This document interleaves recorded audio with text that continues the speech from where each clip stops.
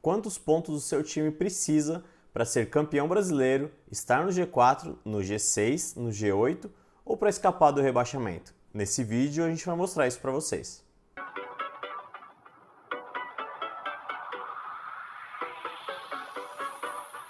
Em uma entrevista ao Flow Esporte Clube, o técnico português Pedro Caixinha, ele falou que o Bragantino, o Red Bull Bragantino, não tem uma meta estabelecida para ser campeão ou então para lutar ali pelo título do Campeonato Brasileiro com outros concorrentes. E ele falou que, na verdade, o time ele pediu para o pessoal de análise de desempenho um histórico dos últimos 10 anos do Brasileirão para ver qual é a pontuação que o time precisava para cada situação.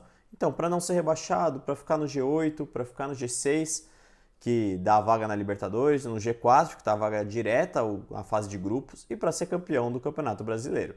Então, ele chegou ali no número mágico que a comissão técnica tem.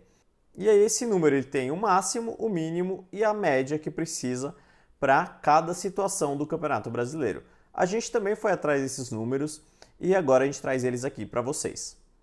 O Abel Ferreira, quando ele veio para o Brasil e assumiu o Palmeiras, ele também fez uma análise dos últimos 10 anos até então do Brasileirão, que são diferentes dos últimos 10 anos que o Pedro Caixinha fez, até porque ele chegou nesse ano no Red Bull Bragantino. Então a gente pegou os últimos 10 anos do Brasileirão com base de 2013 para cá, até 2022.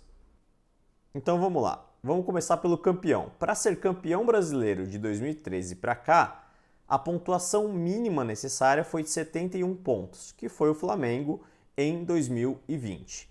A pontuação máxima para ser campeão também foi do Flamengo, foram 90 pontos em 2019 com o Jorge Jesus. Mas a pontuação média do campeão ela é de 80 pontos.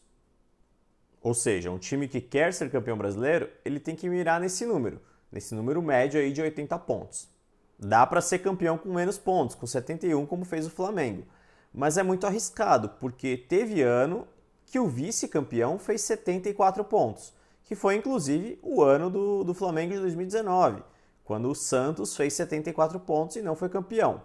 Então, para ser mais justo, a gente poderia trabalhar com uma média aí de 75 pontos, na verdade, né? Não uma média, um mínimo de 75 pontos.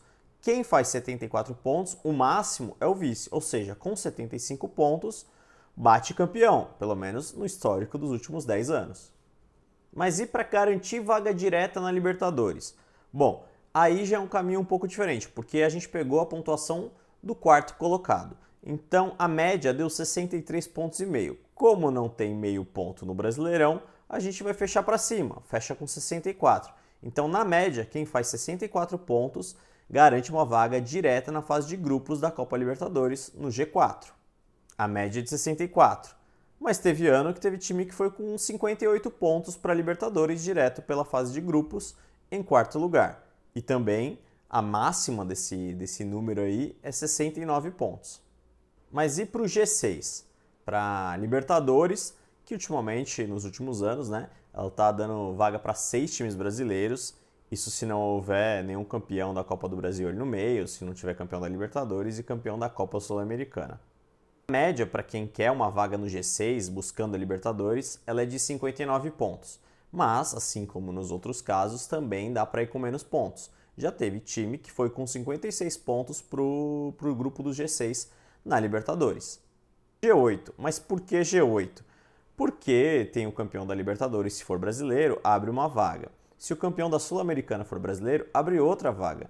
E isso a gente não está nem contando com o campeão da Copa do Brasil que poderia estar aí nesse meio.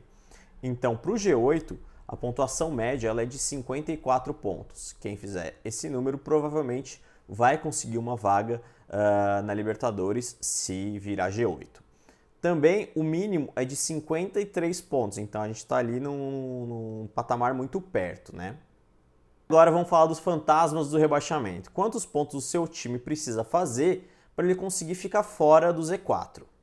Então, na média, se um time faz 43 pontos, ele consegue escapar, pelo menos, de novo, na média dos últimos 10 anos, ele consegue escapar da zona de rebaixamento. Porém, teve time que com 39 pontos não caiu. Então, esse número aí, ele tem essa variação.